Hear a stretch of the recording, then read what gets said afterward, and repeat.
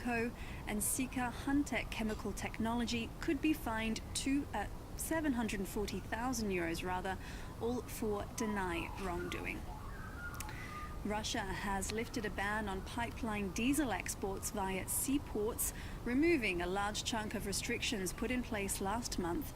The Kremlin said deliveries would resume provided the manufacturer supplies at least 50% of the diesel fuel to the domestic market. The move has eased fears of shortages and triggered a sell-off in diesel markets, with prices in Europe falling more than 3%. Moscow's restrictions on gasoline exports are still in place, though. Workers at 2 Chevron liquefied natural gas plants in Western Australia have voted to restart strikes, with unions accusing the oil major of reneging on a deal that ended walkouts last month. The pay and conditions deal was brokered by the Fair Work Commission in September, though parties have been unable to agree on final wording of a contract. The facilities are responsible for around 7% of global LNG, and further industrial action could drive natural gas prices higher, just as Europe and North Asia prepare for the winter season. Chevron must be given 7 business days notice before a strike can begin, and unions said they plan to file the notice on Monday. And finally, inflation has not only driven up the cost of everyday staples, it's also driving increases in rent. Across Europe, people are protesting the high cost of living and lack of affordable housing. The problem is especially acute in Luxembourg, one of the continent's wealthiest countries. Catherine Viette has more. It's the second richest country in the world, according to the IMF. But more and more residents in Luxembourg are being forced to live across the border in Germany, Belgium, or France. The reason? Exorbitant housing prices and sky-high rents. Between June 2022 and June 2023, rents increased twice as much as inflation, hitting 6.7%. Housing has become so expensive that companies are finding it hard to recruit. The problem is that for 30 years, all housing production has been geared towards investors and less towards first-time buyers. And now that investors have turned away from housing because of rising interest rates, there's no more production, and the situation is catastrophic. Luxembourg is far from the only European country facing this problem. Portugal has seen a series of demonstrations demanding affordable housing.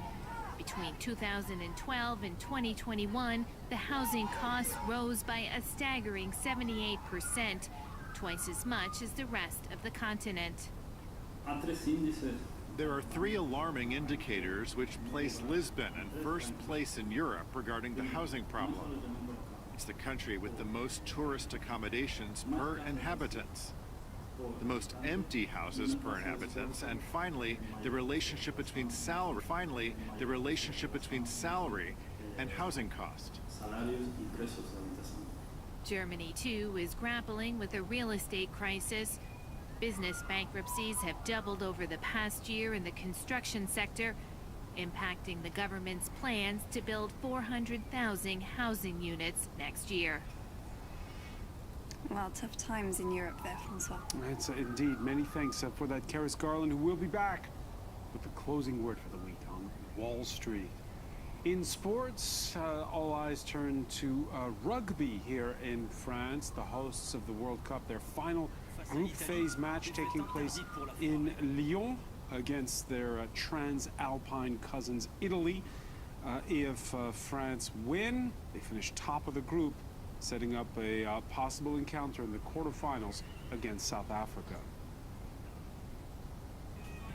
Preparing for a winner-takes-all battle, and if the Italian underdogs are worried about taking on the home nation and joint favourites, they're clearly not showing it in training. Stretching to a mega mix of 90s pop, what better for a pre-match de-stress and team building? It's clearly working. Italy were flying at the start of the tournament. 2 wins, and then came a real kicking, losing 96-17 against New Zealand. But none of that matters now, they say. Well, we've forgotten about New Zealand, to be fair. I think we had a short review on it, but you know, our immediate focus has been on France, and that's yeah, it's another massive opportunity for us. On paper, France haven't put a foot wrong, but rugby rules complicate things. It helps to understand the bonus system in place at World Cups. 4 points for a win, 2 for a draw. A bonus added if a team scores more than 4 tries. Bonus added too if a team loses by 7 or fewer points. So this is what Group A looks like. 3 wins out of 3 for France and 2 bonus points sees them 3 points above Italy. Almost, but not quite there, and the players feel the pressure. Je pense que c'est une équipe qui a beaucoup d'ego aussi, qui a beaucoup de It's a team with a big ego and a lot of personality. We can feel, when you hear the national anthem, we can feel their passion. They transcend themselves against us. We're a neighbouring country. C'est le match de demain. We will find out the truth during the game. It's also a moment for the stand-in to shine. Maxime Lucu, captain for the day, with Antoine Dupont regarded as one of the greatest in the game, missing the match with a facial injury. He'll be back for the quarters if they make it through. I believe he's ready to take on this challenge too. He's a competitor. He can't wait to get back on the pitch with us, and we trust in his return next week. In case of victory. Mic drop and a smile. No pressure then. The stage is set. Millions will be watching. The Battle of the Blues is about to commence. Coming up at the top of the hour, more news, and then it's the world of this week, the latest on Ukraine, but also the bed bug fears that have engulfed the French capital. This in the build-up to next summer's Olympics. How much of it is hype? How much of it is real? It's coming up in the world this week.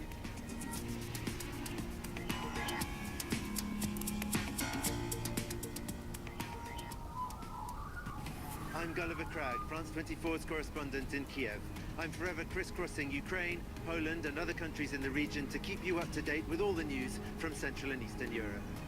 Join me on Live from Paris and in all France 24's news and magazine programs.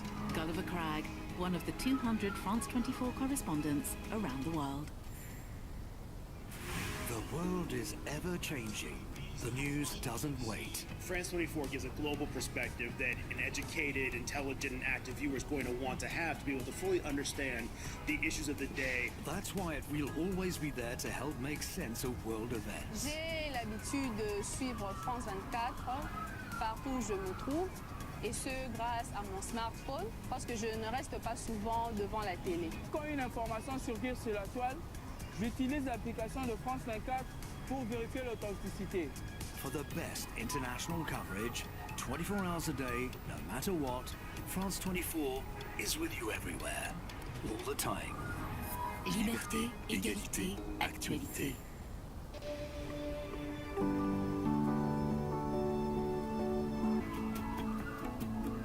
Il y avait une longue histoire de pêcheurs qui venaient de l'Europe.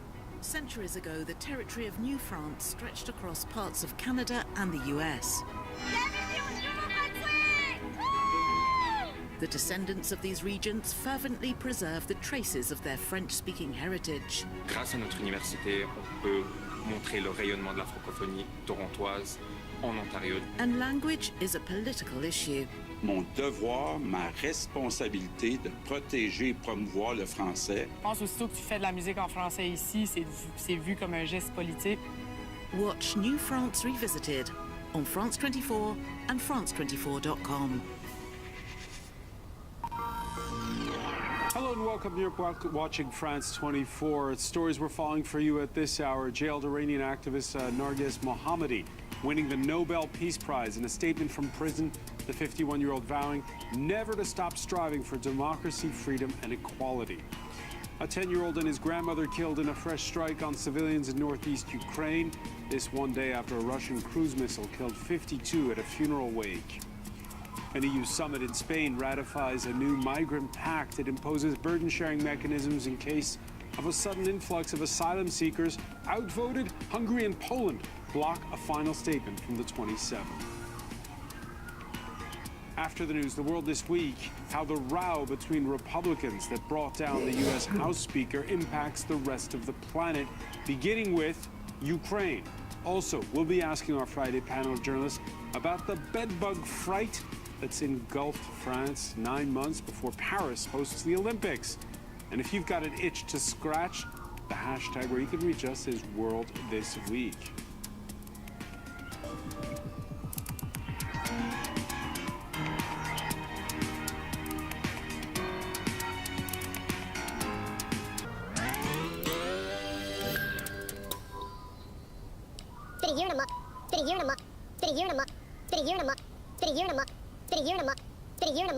Been a year and a month since Iran erupted to chants of women, life, freedom after the death of Mahsa Amini at the hands of the morality police. The Nobel Committee in Oslo honoring all those who've defied the theocracy. They're starting with honoring all those who've defied the theocracy. They're starting with honoring all those who've defied the theocracy. They're starting with honoring all those who've defied the theocracy. They're starting with honoring all those who've defied the theocracy. They're starting with honoring all those who've defied the theocracy. They're starting with honoring all those who've defied the theocracy. They're starting with honoring all those who've defied the theocracy. They're starting with honoring all those who've defied the theocracy. They're starting with 51-year-old Narges Mohammadi, the winner of the 2023 Peace Prize, a relentless campaigner for human rights. She put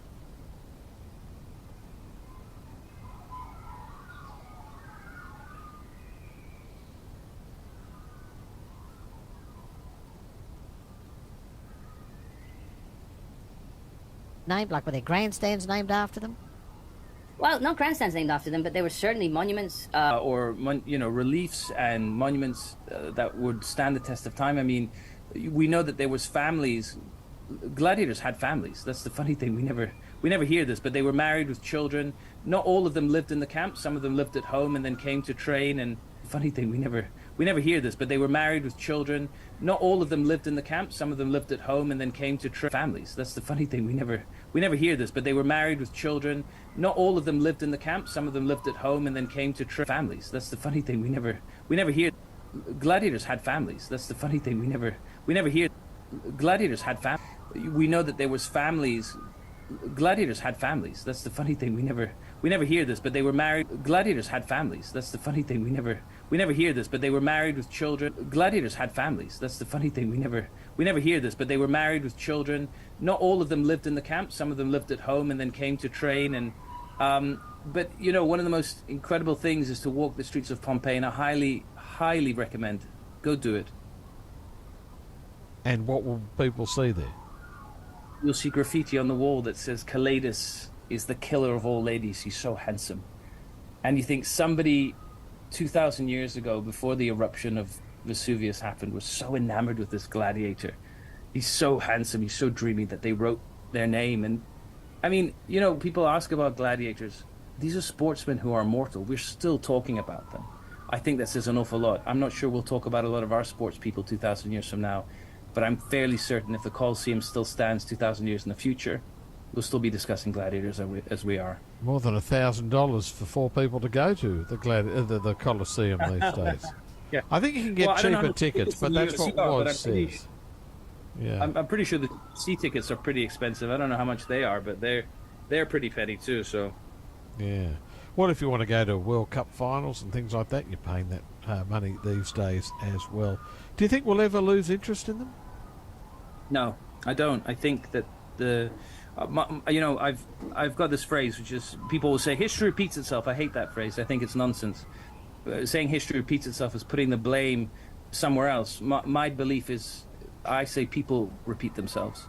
And, the fact that we can talk about these people, the fact that we can still go to Rome or read Roman books and find things in common, is because being human is so intrinsically being human. Our desire to be loved, powerful, wealthy, immortal, they're things that are so part of us. Alex, thank you so much for your time. I really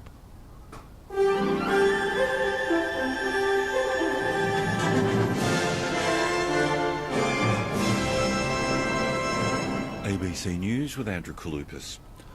Police have confirmed 4 people have died in a light plane crash in southern New South Wales. John O'Wakely reports. Police have confirmed that 3 children and a pilot were killed when a Cirrus SR-22 light aircraft crashed and burst into flames in Gundaroo, north of Canberra, Friday afternoon. It had just taken off in a flight to Armidale in northern New South Wales. Superintendent Kath Bradbury says the impact started a small grass fire at the crash site. When police arrived, the RFS services, there was a small grass fire. The RFS extinguished the plane. Unfortunately, there are no survivors. The victims have not been formally identified. Police are calling for any witnesses to come forward to assist with the investigation. Human rights activists have welcomed the Nobel Peace Prize being awarded to Iranian activist Narges Mohammadi. The imprisoned activist won the accolade in recognition of her campaigning for women's rights, democracy and against the death penalty in the Islamic Republic. She was arrested last November and is serving multiple sentences amounting to 31 years in prison. Mariam Namazi is an Iranian activist in the UK and hopes the prize will encourage more change. It's inspired so many people across the globe, and hopefully this prize will be another step in putting pressure on this regime, putting pressure on governments that continue to support this regime despite the human cost and the cost to women and girls in particular. A 10-year-old boy and his grandmother have been killed after a missile struck a residential area in the Ukrainian city of Kharkiv. Here's Europe correspondent Steve Kinane. Local authorities say 2 missiles were launched into the centre of Kharkiv in the early hours of the morning.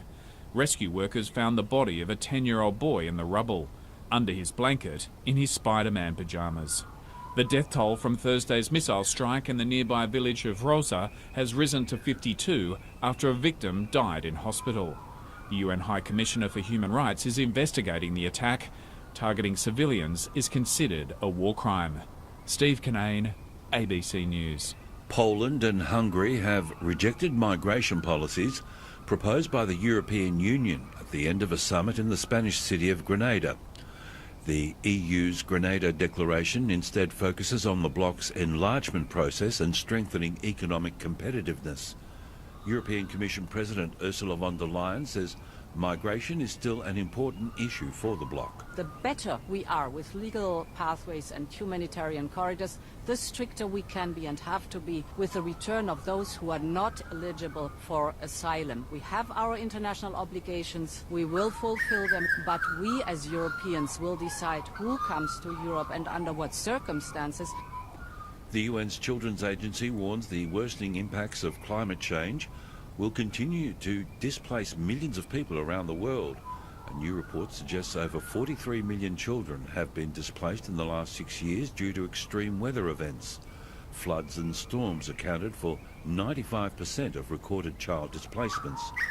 UNICEF's global lead on migration and displacement, Verena Knaus, says without intervention, numbers will keep growing. The report's analysis actually projects a truly terrifying future. With every additional 1 degree of warning, the IPC believes the global risk of displacement by flooding, the largest driver, could rise by 50%. We are not prepared. The displacement of children is barely on the radar of leaders. A Brisbane rower has been rescued by a cruise ship after his attempt to become the youngest person to row across the Pacific Ocean ended prematurely. Tom Robinson was rescued as he clung to his upturned rowing boat on Friday morning about 185 kilometres from Vanuatu. His shore team said the 28-year-old's distress beacon was activated on Thursday after the boat was damaged. Once plucked from the ocean, the adventurer was treated for sunburn and dehydration but was said to be in good health otherwise. Carlton's AFLW side says it's building confidence in the quest to challenge for the premiership after a 19-point win over the Western Bulldogs. The Blues led at every change, eventually running out winners 8-5-53 to 4-10-34.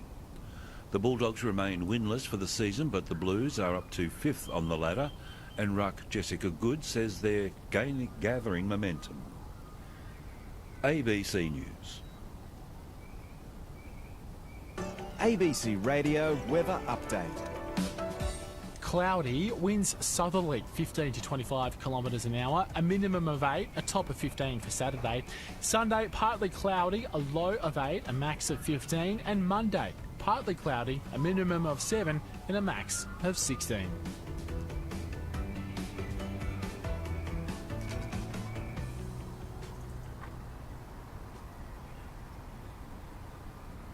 This is Overnights on ABC Radio. We're about to head to, I think, somewhere we've never been to around the world, and that is Slovakia. They've just had an election, and oh, it sounds familiar, doesn't it? Conspiratorial stuff, and we'll hear about that in a moment. But before we get to that, there might be some good financial news in the world, and Scott Hamilton has that for us. Scott, good morning. Good morning, Rod. How are you? Well, I mean, I'm feeling okay. Joe Biden would be feeling good this morning, wouldn't he?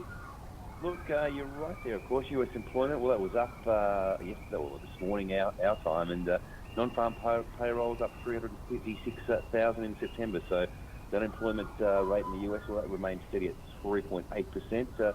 In fact, from an employment point of view, it was the highest growth the U.S. has had in 8 months. So we're very much a positive there, Rod. And as you said, not just Joe Biden, but economically, it's a really good story or news story out of the States, of course. But look, if I look at Australia, yesterday the Reserve Bank of Australia, the RBA, it released its financial stability review, and the half-yearly review provides really an update by the RBA on the conditions for the financial system and also potential risks in financial stability. And the RBA sees global financial stability risks elevated, and this is due to challenging macroeconomic conditions, and really specifically around China and its domestic macro financial imbalances.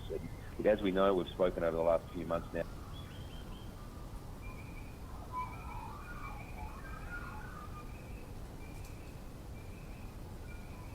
around China's property slump, around its shadow banks, and they're really putting downward pressure on the second around its shadow banks, and they're really China's property slump, around its shadow banks, and they're really putting downward pressure on the second largest economy in the world, and as we know, it's also our largest number one trading partner.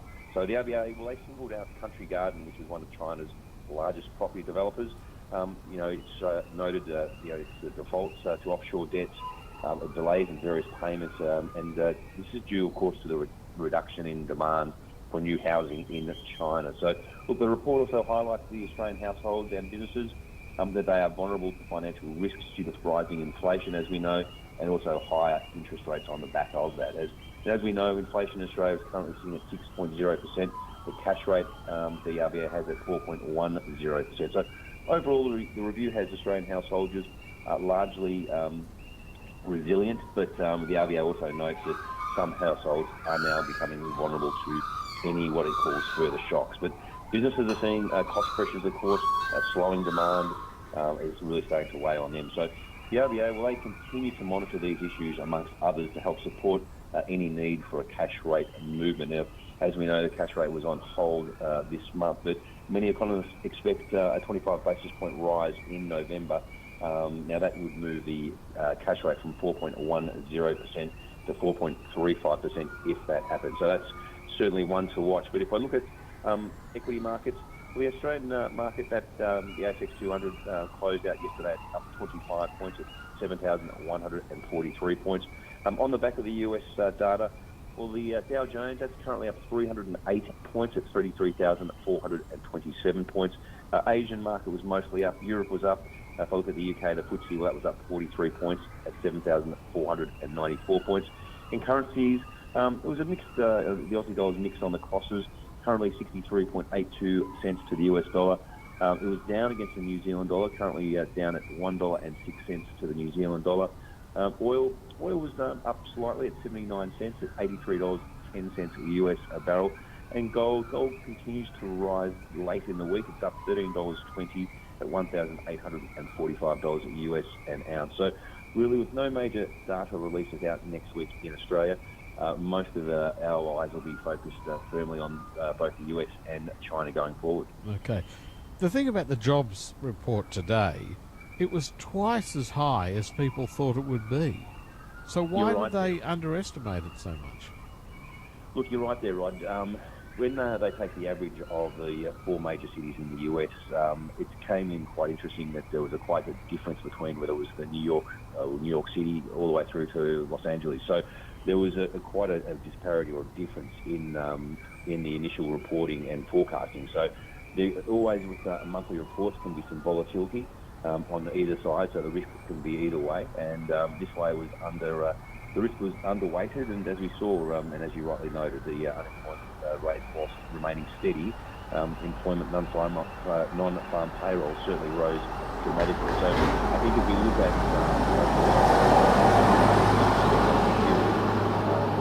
US employment has been reasonably steady without being spectacular. So it's still a concern that in the US we're sort of looking towards a potential recession there. And whilst the slow landing and the FOMC are looking to try and maintain rates at a higher level for longer as the sort of the catch cry is, it could be that we see another rate rise in the US next month as well. But in Australia, the rate rises really, they're independent of the rate rises in the US, aren't they? Oh, absolutely, they are indeed, and it's really very much domestically focused in the sense that they look at inflation of the economy or of that jurisdiction. So certainly for the Reserve Bank of Australia, they're looking at the Australian domestic conditions, inflation here being at 6%, still well above the 2 to 3% target range that they have. And they've really only got, as we know, one tool in their kit bag, and that's to move the interest rates one way or the other. And this way, it most likely feels like it's going to be another 25 basis points increase. All right. Scott, thank you very much for being with us tonight and last night as well. Very much appreciated. And next week we'll do it again. Fantastic, Rod. You have a great day and we'll speak soon. Thank you very much. Scott Hamilton is our finance commentator this morning. This is Overnight. We're going to Bratislava in a moment in Slovakia. Hi, it's Raph Epstein. Tuesday morning, I'm broadcasting live from Dandenong Market. Come say hello and be part of the broadcast. David Whiting will be there for Legal Talkback. Dandenong Deputy Mayor Lana Formoso is dropping by to take your questions on Meet the Mayor. Anything in Dandenong you want us to look at, email us, raf@abc.net.au. Raph Epstein, live from Dandenong Market, Tuesday morning from 8:30 on ABC Radio Melbourne, in Dandenong and on the ABC Listen app. This is Overnight on ABC Radio. At this time of the week, we like to go around the world. And this morning, we end up in Slovakia in Europe. Formerly part of Czechoslovakia, they split at the end of the Cold War and have made their way individually since then. But what is the country like these days? Joseph Veselski is our guest, a session guitarist and a music teacher in Bratislava, and taking a keen interest in a recent election there. Joseph, thank you so much for your time. No problem at all, Rod. Hello. I know you haven't been there the whole time, by the way, since the end of the Cold War, but how would you characterise Slovakia as a nation today? Is it a prosperous nation? Is it one where the people are happier, especially, with the decision that was made to split with Czechoslovakia? Well, with regards to Czechoslovakia, I think everyone is happy with that result, and we felt that we need to go separate ways, but we're friendly with the Czech Republic, that we call them brothers still, so there's no resentment on that part. Speaking about Slovakia as a nation, I would say that we're quite a split up nation with regards what we think about our politicians, our political situation. I would say for the most part of the 30 years, there's been ups and downs, politically speaking. We've been battling corruption, and we've been forging our way in NATO, in the democratic part of the world. So it's been a tough journey. Would you say that the last election was a democratic election? Very much so. I think so. I would like to believe the party that won has been out of the power for the past 3 years. They had to step down, or rather the electorate chose not to vote them quite as high after journalists had been killed, investigating their ties with mafia. So people were expecting maybe a turn of events with the last election. Unfortunately, that most part of the last 3 years have been quite chaotic, you would say. Of course, there was the COVID times, and nobody really knew how to handle that. But then maybe it was the inexperienced politicians who tried to run the country and failed. So now this controversial figure is back in power. So this person, what's his name for a start? And he's been in and out of power or in the Prime Minister's job, but now he has won power at the election. So who is he and what kind of platform was he running on? So his name is Robert Fico, as that is how you pronounce it. And he has been running for Social Party for the last 20 years or so. And he held power 3 times during the last 20 years. One time it was unanimous. He had over 50%, which is unseen in Slovakia. And he had quite a history with corruption. As I already mentioned, there are seeming ties to mafia here in Slovakia. He's quite a controversial populist person who just knows the right thing to say to get enough people to like him. And what sort of things is he saying, though? And why do people like them? Well, that's an interesting question, Rod, there. So basically, when he was starting out, he would appeal more to the elderly and pensioners with social benefits and stuff like that. But now, as the years have gone on, and he was losing popularity because of the stuff that he's been doing, or he seems he has ties to, he had to turn to more extreme narratives, I would say, because people here in Slovakia tend to believe disinformation or hoaxes, stuff like pro-Russia. Maybe he seems to believe, or he seems to push the narrative that it's the US who started the war in Ukraine. He wants to stop sending guns and ammunition to Ukraine. During the COVID times, he caught on to the anti-vaxxer campaign. Most people who know him would say that it's only because he is trying to find just the right thing to say to appeal to enough people. And why there is so many people here that believe these kind of information, nobody really knows. I can't believe that a country like Slovakia would be siding with the Russians in the war in Ukraine, given that people would still remember what happened in Czechoslovakia in 1968. Oh, well, people seem to have short memory, Rob.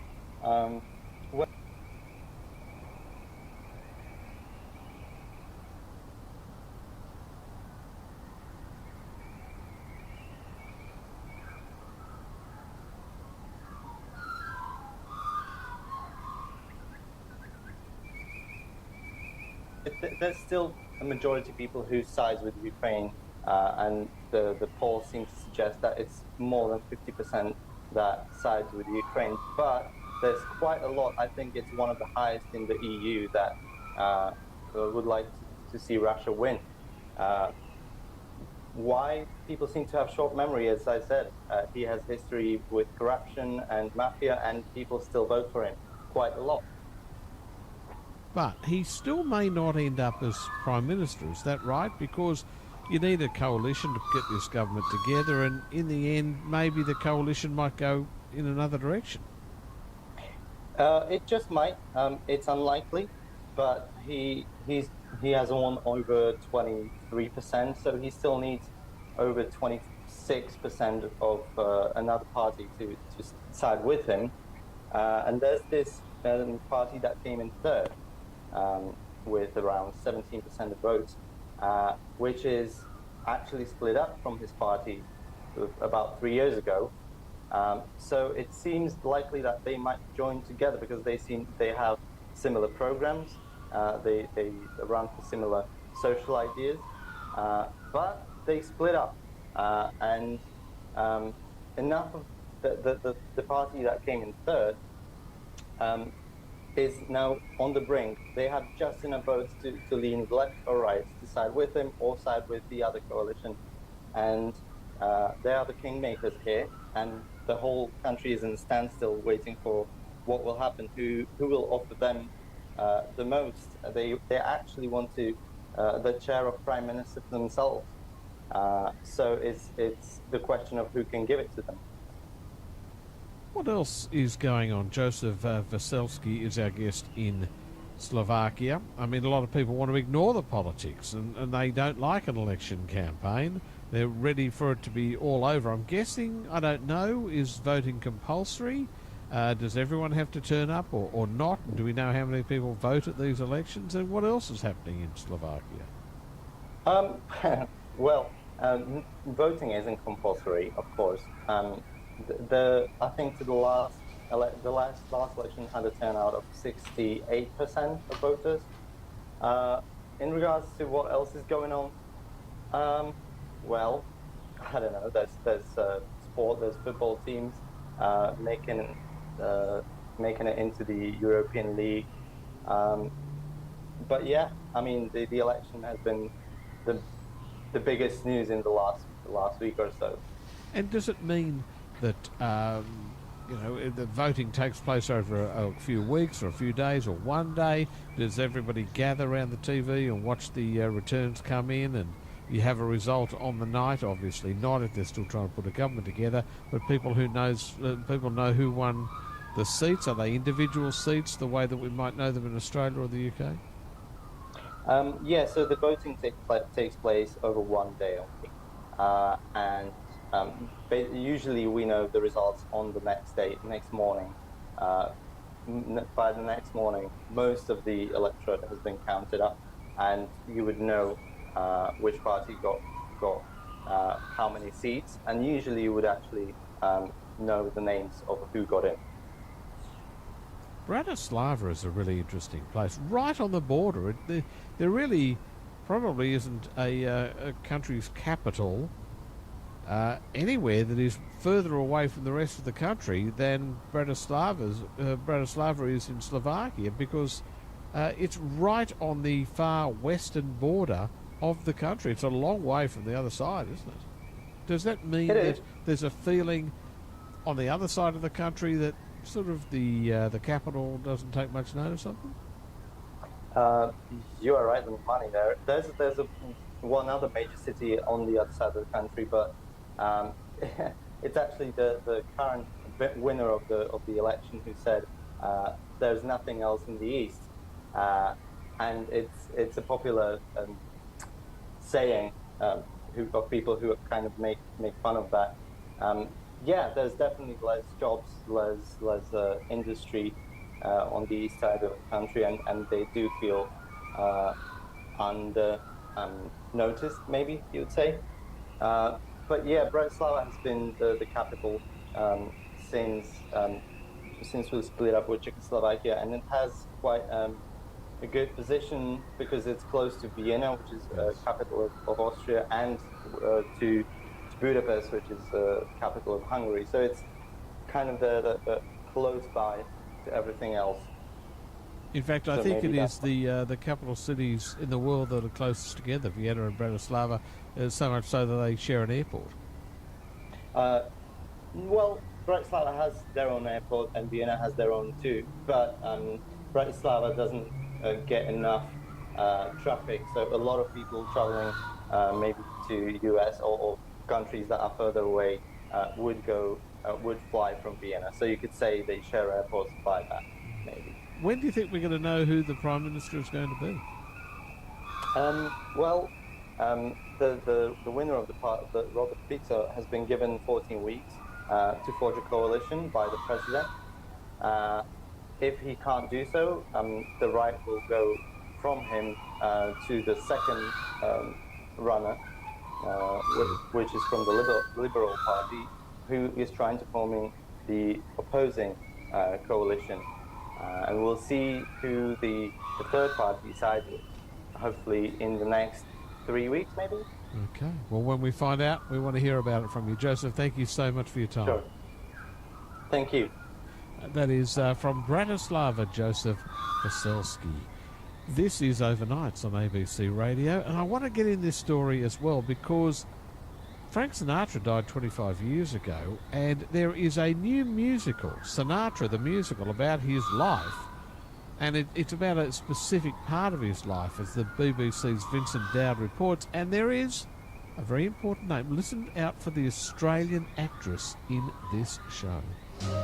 You make me feel so young.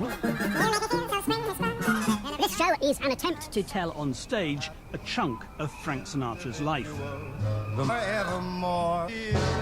The reasons I was interested when I heard that story, that report, was the Australian actress, Phoebe Panaratos. Now, those with long memories may recall that she starred in Strictly.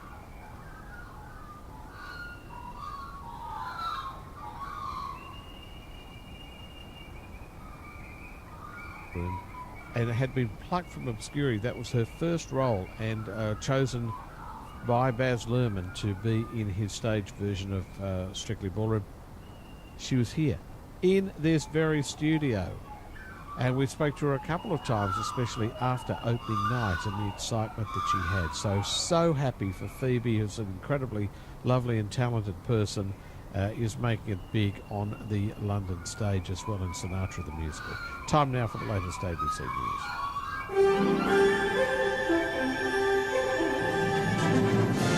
That 3 children are among 4 people killed in a light plane crash near Canberra. That 3 children are among 4 people killed in a light plane crash near Canberra. Emergency crews responded after the Cirrus SR-22 crashed and caught fire near Gundaroo shortly after departing Canberra Airport yesterday afternoon. Police say a man and 3 children were on board the plane bound for Armidale in northern New South Wales. Superintendent Kath Bradbury says Police and Transport Safety Bureau investigators are working to determine what happened. We really don't have many details about the flight path of the plane.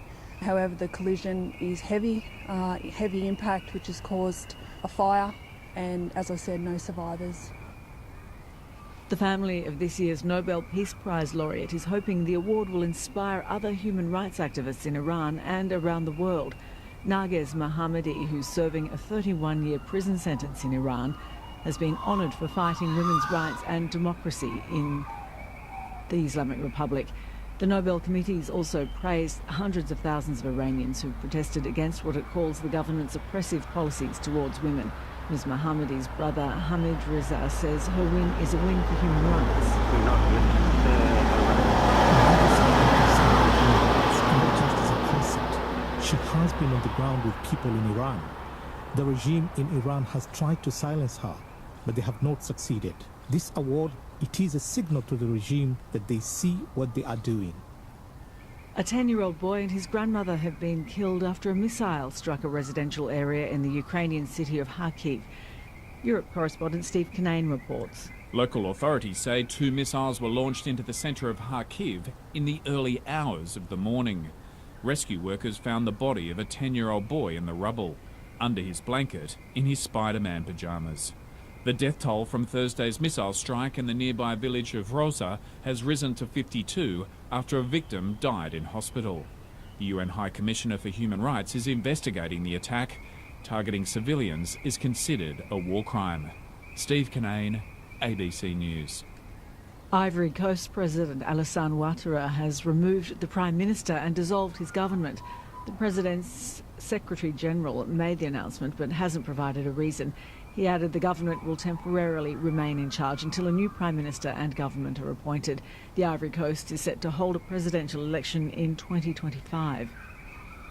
Cybercrime experts are calling for greater education on cybersecurity after nearly 200 patients in Victoria potentially had their medical details compromised in yet another hack against a hospital. Melbourne's Royal Women's Hospital has released a statement apologising, revealing the hack came through an employee's personal email. Professor Monica Whitty from Monash University's Cybersecurity Department says organisations need to be better at teaching safe digital practice. Yes, there are definitely ways to do it, and it's not too hard to do. But in the absence of good communication and good policy and all the rest, people are going to keep doing this, and they're going to leave organisations vulnerable to these attacks in that way. An Australian man who is attempting to become the youngest person to row across the Pacific Ocean has been rescued by a cruise liner after his boat capsized. The BBC's Michael Bristow reports. Tom Robinson was found clinging to his upturned vessel near Vanuatu after activating a distress beacon 14 hours earlier. The solo rower was picked up by a ship taking 2,000 passengers on a round trip from New Zealand. It's not yet clear what caused the 24-year-old's homemade boat to overturn, but apart from sunburn and dehydration, he was in good health. Mr. Robinson set off from Peru in July last year. He'd already been blown off course, but was on the last leg of his journey. In the NBL, the Tasmania Jack Jumpers have registered their first win of the season with an 80 to 72 point victory over the Sydney Kings.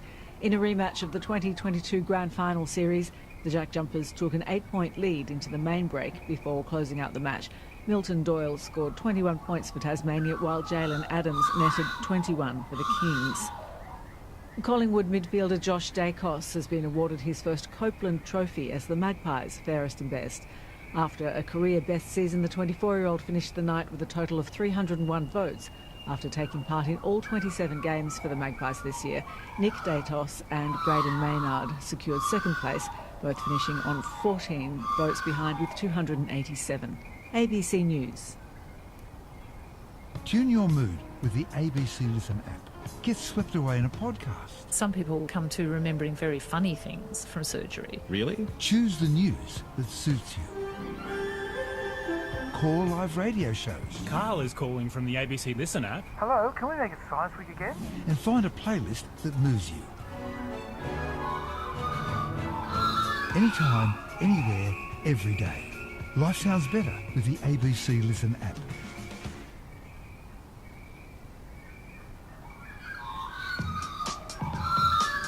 On ABC Radio, you're listening to Overnights with Rod Quinn.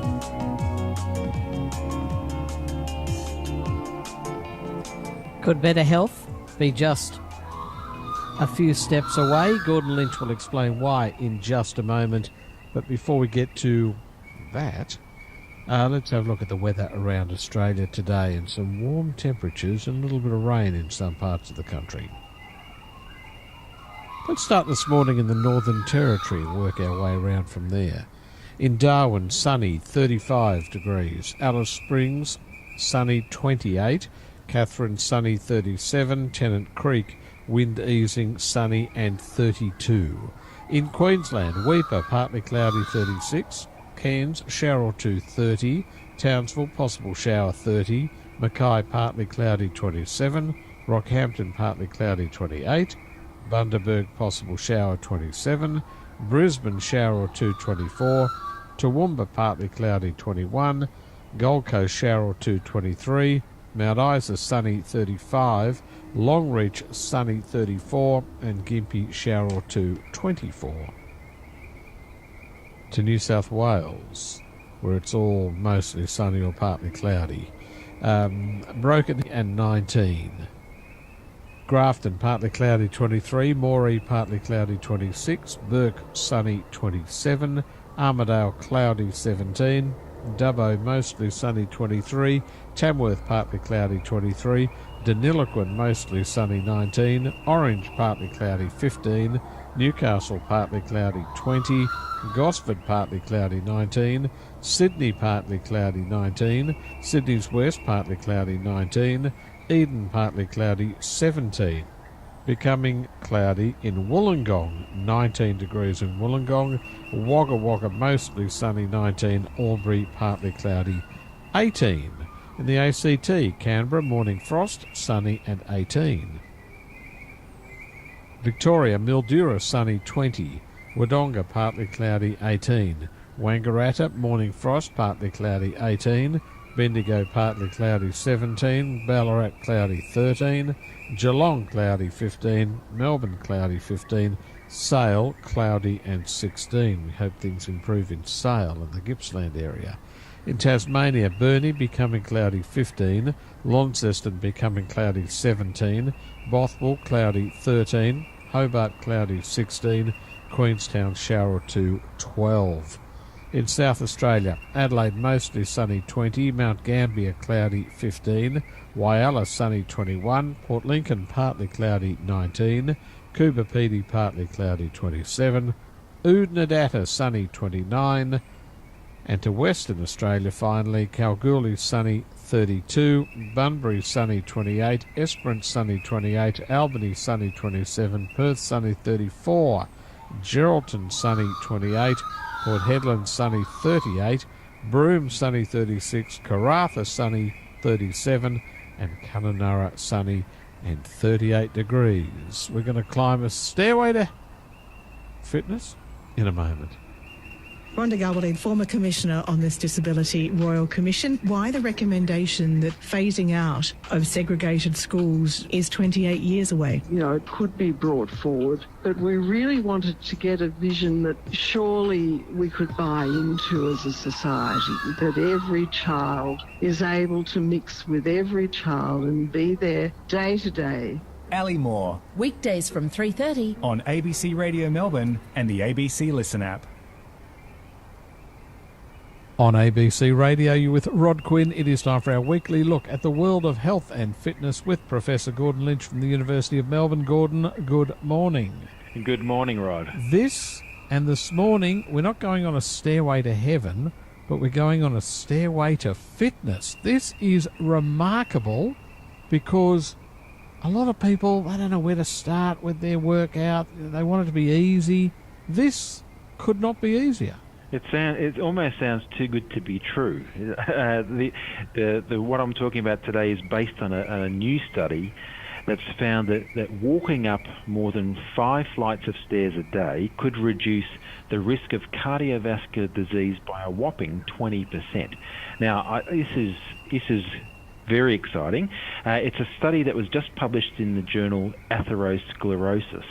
And the specifics were they were climbing at least 50 steps upstairs, and that was a reduced risk of coronary artery disease or stroke by that 20% margin. Now, that's important because coronary artery disease and stroke, they're leading causes of morbidity and mortality around the world. And the other thing that I think is a real incentive here is that they think that stair climbing might be even better than walking, the thousands of steps that were required from the various authorities to do each day, that, climbing the steps could be a very good alternative and a very efficient alternative.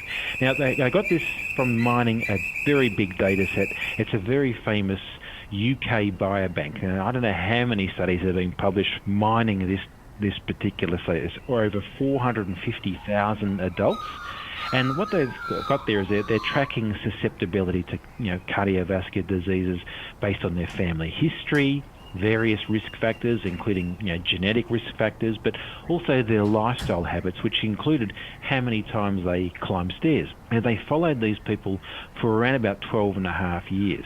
And they found that climbing more stairs every day reduce the risk of cardiovascular disease, including in those people who were at risk of increased risk of heart disease. So that risk of heart disease was effectively offset by this daily stair climbing activity. So this activity which is short bursts, high intensity stair climbing, if you do it in short bursts, it's a very time efficient way to improve fitness of the heart and the lungs, improve the blood lipid profile, especially among those who are unable to meet the current recommendation, 30 minutes of exercise a day. Maybe that's a target that's too hard for many people.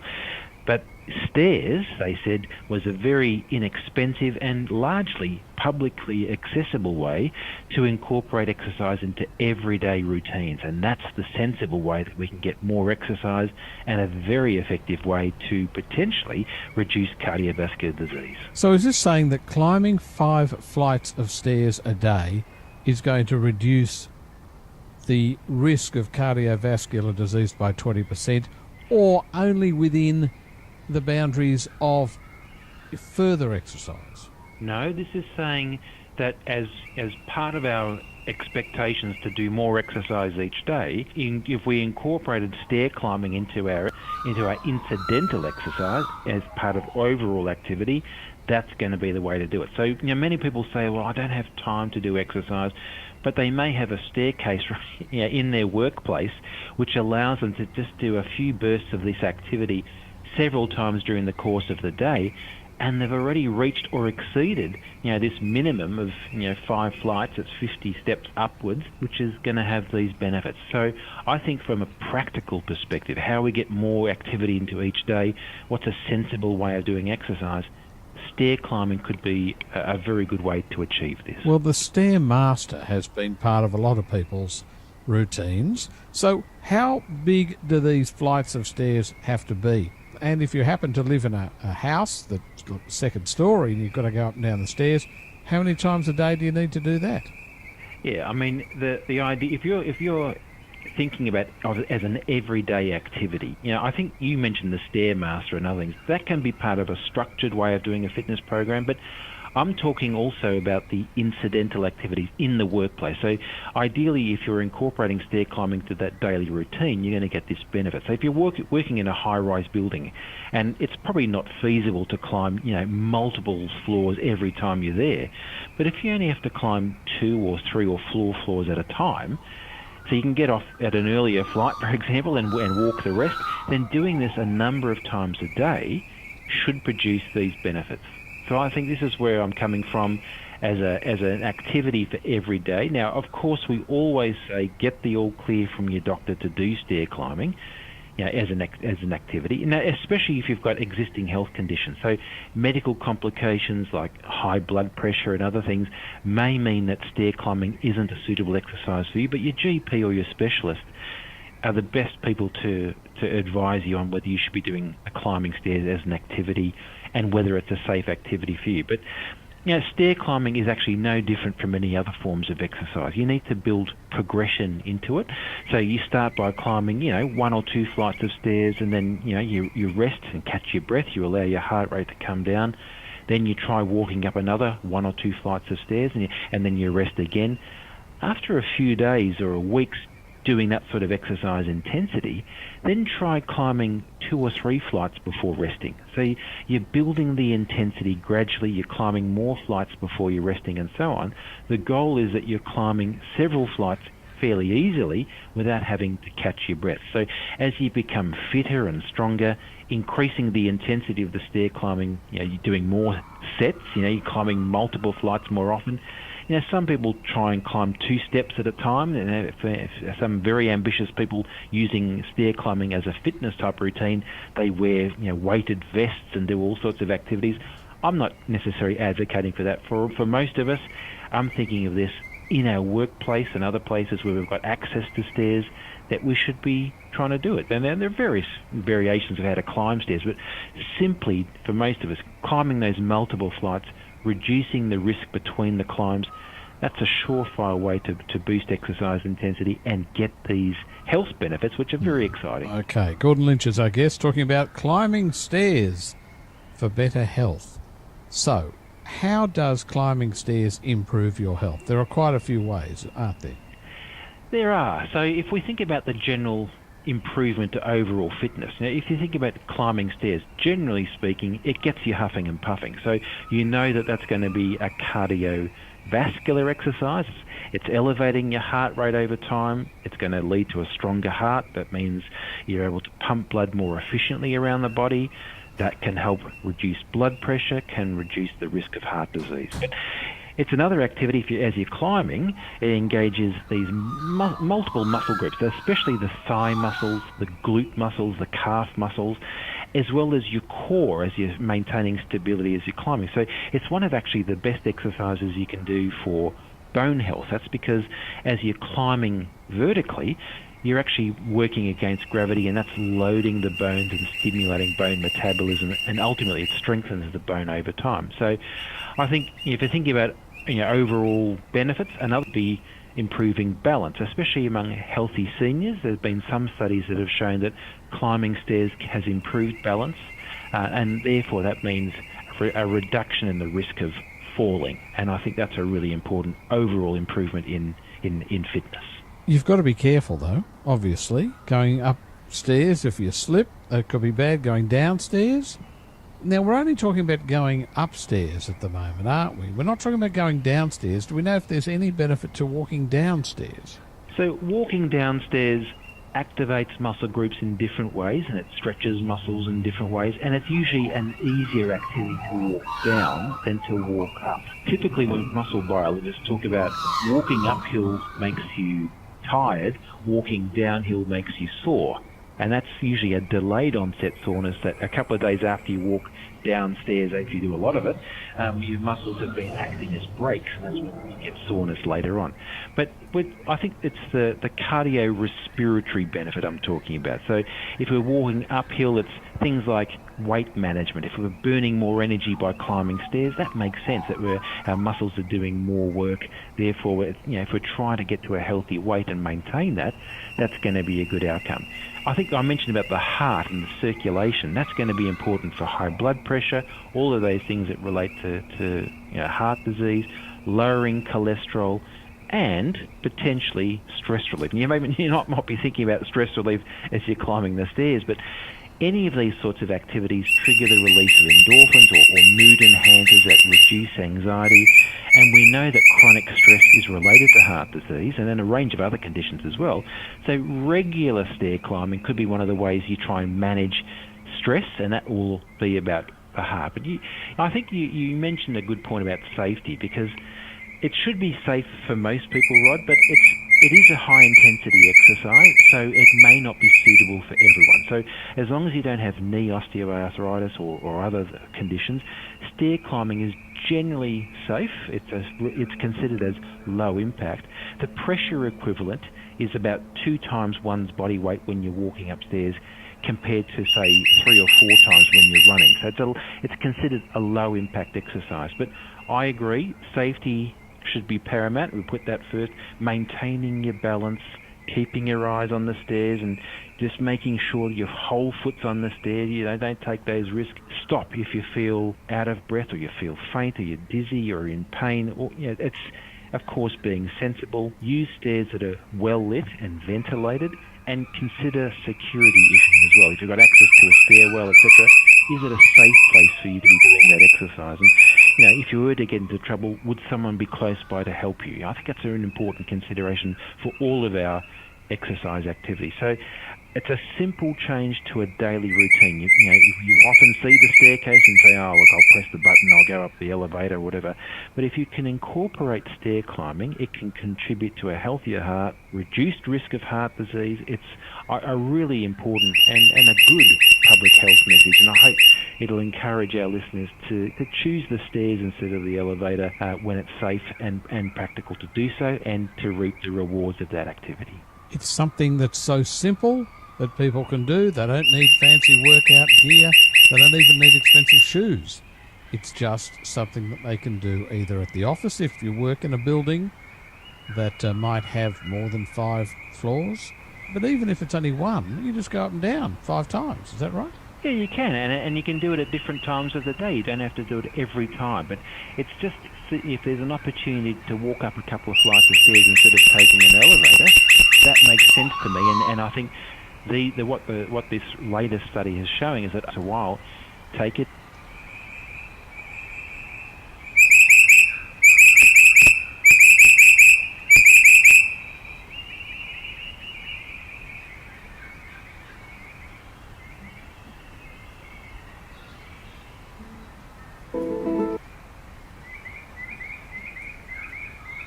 There are a lot more households dealing with financial stress these days, according to the Reserve Bank's latest Financial Stability Report.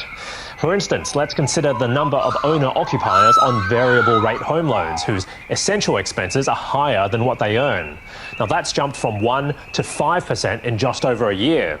And when you factor in private health insurance and private school fees, which some people think are essential, that number surges to 13%. But if the some people think are essential, that number... And when you factor in private health insurance and private school fees, which some people think are essential, that number surges to 13%. But if the RBA were to lift interest rates again, that's a lot more people facing extreme mortgage stress, and the risk of recession would shoot up.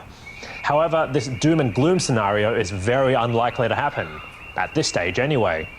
Now, speaking of gloom, the number of company insolvencies has risen back to pre-pandemic levels, with residential construction firms in particular seeing a big spike. But apart from all that, the Reserve Bank says our financial system is doing just fine, and most of us, but not all, should be able to cope with any economic shocks coming up. Elsewhere, the local share market finished slightly higher, up by 0.4%, driven mainly by mining and financial stocks. And it's been a pretty rough time for markets lately. The ASX 200 dropped 1.3% this week, and it's down by a steep 3.6% since this time last month. In currencies, the Aussie dollar is steady at 63.7 US cents, while oil prices slumped by another 2% today, on top of yesterday's 5.5% plunge on concerns about weaker demand. And overseas, Hong Kong stock markets posted big gains, while US and Japanese markets were flat. And that's finance. Welcome to Democracy Now!, democracynow.org, the War and Peace Report. I'm Amy Goodman. President Biden's defending his decision to waive 26 federal laws in South Texas in order to speed construction of the U.S.-Mexico border wall. Biden's move to advance a central policy of former President Trump's platform has prompted condemnation from immigrant rights, environmental, and indigenous activists. At the White House Thursday, a reporter asked Biden why he reversed his campaign pledge that, quote, there will not be another foot of wall constructed in my administration, he said. One question on the border wall. The border wall, the money was appropriated for the border wall. I tried to get them to reappropriate, to redirect that money. They didn't. They wouldn't. And in the meantime, there's nothing under the law other than they have to use money for what is appropriate. I can't stop that. Do you believe the border wall works? No. Democratic Congressmember Alexandra Ocasio-Cortez slammed Biden's decision, writing, quote, a wall does nothing to deter people who are fleeing poverty and violence from coming to the United States. You do not risk your life or your children's lives going through the Darien Gap or traversing hundreds of miles of desert if you have any other options. Walls only serve to push migrants into more remote areas, increasing their chances of death, AOC said. Meanwhile, Secretary of State Antony Blinken, Homeland Security Secretary Alejandro Mayorkas, and Attorney General Merrick Garland were in Mexico City Thursday meeting with Mexican President Andrés Manuel López Obrador, who condemned the border wall. This authorization for the construction of the wall is a step backwards. It doesn't solve the problem. It doesn't solve the problem. We have to address the causes. Homeland Security Secretary Mayorkas announced the U.S. will resume deportation flights directly to Venezuela, threatening Venezuelan asylum seekers with harsher consequences if they cross the U.S.-Mexico border. For years, the U.S. government did not regularly deport Venezuelans because of tensions between Washington and Caracas. Thousands continue to flee Venezuela due to an economic catastrophe that's been largely worsened by U.S. sanctions. New York City Mayor Eric Adams is on a 4-day Latin American tour to discourage would-be asylum seekers from trying to reach New York. Speaking from Mexico City Thursday, Adams warned the American dream could turn into a nightmare. We are at capacity, and many people believe when you enter New York City, you're going to automatically have a job, you automatically are going to be living in a hotel, and there's just a climate that's there, and it's just not a reality. Mayor Adams will also travel to Ecuador and Colombia and visit the treacherous Darien Gap that many migrants are forced to brave on their journey to the U.S.-Mexico border. Adams' trip comes 2 days after he asked a judge to suspend New York City's 42-year-old policy of providing shelter to anyone who seeks it. Immigrant rights groups blasted the move, with the Legal Aid Society warning, quote, street homelessness would balloon to a level unseen in our city since the Great Depression, unquote. Asylum seekers in New York have already been facing barriers getting basic assistance. I come from Honduras, and I came here because they killed a brother and a nephew of mine. So I was afraid, and I came here. The truth is, I was waiting 24 hours for them to give me some clothes, but ultimately, nothing. Ukraine says 51 people were killed and 6 others wounded Thursday as a Russian missile struck a store in a